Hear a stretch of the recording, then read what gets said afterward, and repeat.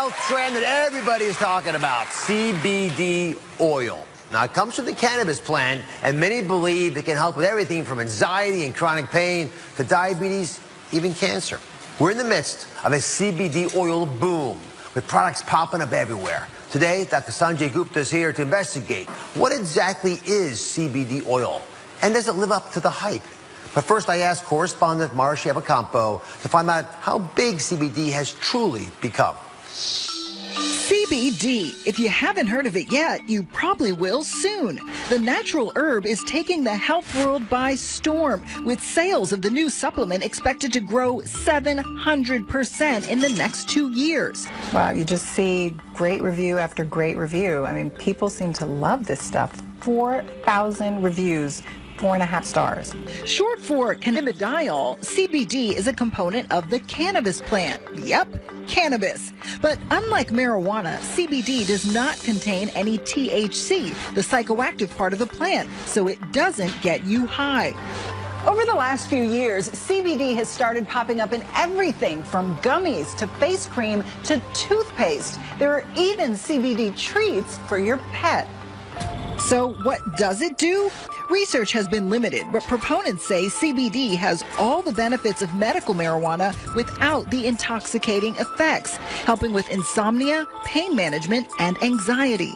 There's a revolution, a whole movement happening now with plant-based wellness, which is our primary interest. Celebrating the power of all plants, which have not been properly represented. And the question everyone asks is it legal? Dr. Sanjay Gupta, CNN's medical correspondent, the chief one, and has reported on the latest research behind CBD. So if you know what, break this down for everybody. I'd like to take your thoughts on what it really is so people can get this into their heads. Well, you think about the cannabis plant, marijuana, it's called cannabis. It really has lots of different ingredients, but two primary ones. One is THC. That's the stuff that's the recreational drug. It's what gets people high, gives them that euphoria. And there's CBD, which is cannabidiol. It's something that doesn't cause a psychoactive component. It's believed to be a medicine. It's been used as a medicine in decades past, and it's getting this resurgence, as you just heard. So just to be clear, we've talked about medical marijuana in the past. This is not that, right? CBD oil is being sold all over the place. You take the plant and you can pull out certain components of it. So you're just, in this case, you're pulling out the CBD component and you're just using that. And therefore, you're not getting all those other effects that people often associate with marijuana. Which is why I think 47 states so far have said we're okay with it. How is the medical community using CBD oil? This is fascinating to me. I mean, if you would have asked this question 5 years ago, it would have basically been crickets. Nobody was really talking about it. Within the last 5 years, you had a medication that was sort of known colloquially as Charlotte's Web. It was for this little girl who had seizures that just could not be treated by all these different medicines she took. Her mom essentially started taking CBD herself in her kitchen sink and giving it to her daughter. That is what was known as Charlotte's Web. Within 5 years, it's gone from being that idea to now an FDA-approved drug in this country. That's fast. That's never really happened that quickly. The government has approved one CBD oil for one indication. Yes, and this is from the plant. This isn't synthesized in some lab. This is CBD that's actually coming from the plant, from the botanical. So that's a big deal. You actually now have something that's been considered illegal at the federal level, also part of an FDA-approved drug. That's what we're dealing with in this country. Can you guys wrap your heads around this? This is part of the disconnect, right? The federal government says it's not legal. 47 states say it is. Kids with seizures are being treated. I mean, and the FDA says, yes, we'll approve it. Yeah. But still at the federal level, it's illegal. What is starting to gain more traction, I think, really is what's happening with opioids in this country. What they found, Dr. Oz, was that in several states that had approved CBD legislation, they saw their opioid prescriptions start to go down. So that's an area the medical community is really, really focused on. As a neurosurgeon, you're good at this stuff. Explain to me how CBD actually affects the body. Well, we have all these different receptors in our bodies to basically attract and to have these components activate. But because those receptors are everywhere in the body, you could get an impact just about anywhere. Actually, let's show this to everybody, because I've made a little model to demonstrate what Sanjay is saying. CBD produces so many effects throughout the body based on the fact it can bind to receptors in so many of our different organs, right? Places as far away as the intestinal tract and your arm and your spinal column, up into your brain. And that's why people say it helps them alleviate pain, right? Maybe help with seizures. It's a pretty serious problem for a lot of folks.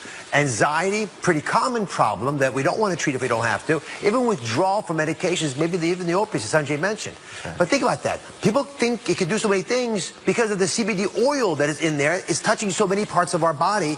And I love your thought that we evolved as species because we had access to these natural plants, and they understandably can affect us. That's right. And the receptors started to evolve in our body as well. We even started making our own form of CBD in our body. But sometimes it's not enough, just like other things aren't enough in our body, and that's why some people seem to get benefit. So the question then becomes, do they work? So there are products of CBD oil, which again, you saw the theoretical arguments you just made, but these products are popping up everywhere, and some of these are everyday items that you can buy. I have a bunch in front of them. Again, Sanjay and I don't sell anything in this space, but they're shampoos, they're supplements, they're gummies, they're muscle soothing creams, they're even products with your pets, as you saw from Mara's report. So when you look at this, Sanjay, and you realize as a clinician how complicated CBD could be, how do you decide which of these might work? Well, you know, it's interesting. I'll tell you this, I think, in part from a physician's perspective. First of all, I think that there's a legitimate medicine in here. I think we're talking about something that could actually really help people. And I worry a little bit when you start to see products like this that it could minimize the importance of what CBD could do for people, because I don't know what these products are. I don't know what's in them. I don't know how much of anything is in them. I don't know if they would actually do anything. I mean, this is CBD shampoo. If I could get shampoo like Dr. Oz's, I'd probably use it. But, you know, other than that, I covet your hair. You should know. I'm not sure, though. I would have a hard time if somebody came to me and said, hey, should I take this CBD product? As much reporting as I've done on it, I would still have a hard time, you know, saying it's a good idea. So the FDA is in charge. In fact, it's charged by our nation to tell us the answer to that question. What's safe, what's not? Where are they with all these things? So this is an illegal substance at the national level. This is illegal. Illegal. At the same time, as we talked about earlier, the FDA has said, you know what, we think there's enough of a benefit here that we're willing to approve a drug specifically for epilepsy that's based on CBD. And part of the reason I wanted to cover this topic is you can buy these products anywhere. Really, you can go down to your local store in 47 out of 50 states, buy it online pretty much anywhere you want, and the government's not going to come and kick your door down. So whatever they say in the, at the highest levels, we're still not actually doing anything to stop people from using these, which is a concern to me because it's the wild, wild west. It's completely unregulated. That's right. So if it does have all the potential that we're talking about today, I want to understand what could be in your best interest for CBD oil. So up next, we're going to continue our investigation. How much CBD is actually in these products, and can it really work for you? We have the test results, and they might surprise you.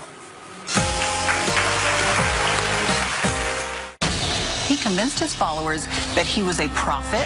All new, surviving a sex cult. Pedophilia and incest, they were encouraged. I really truly believed I was going to be a martyr for God.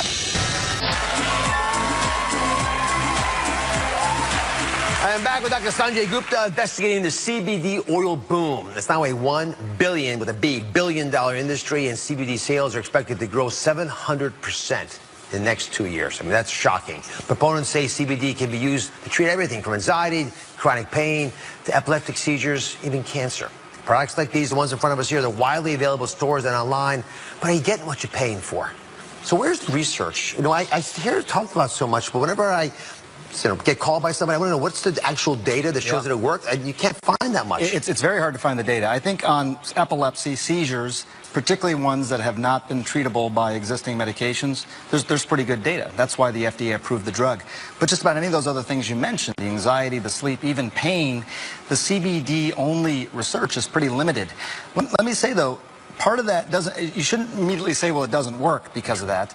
Part of it is that the research is hard to do. If you have a substance that is illegal at the federal level, how do you get research done on it? It's very hard to get people to actually invest in that research.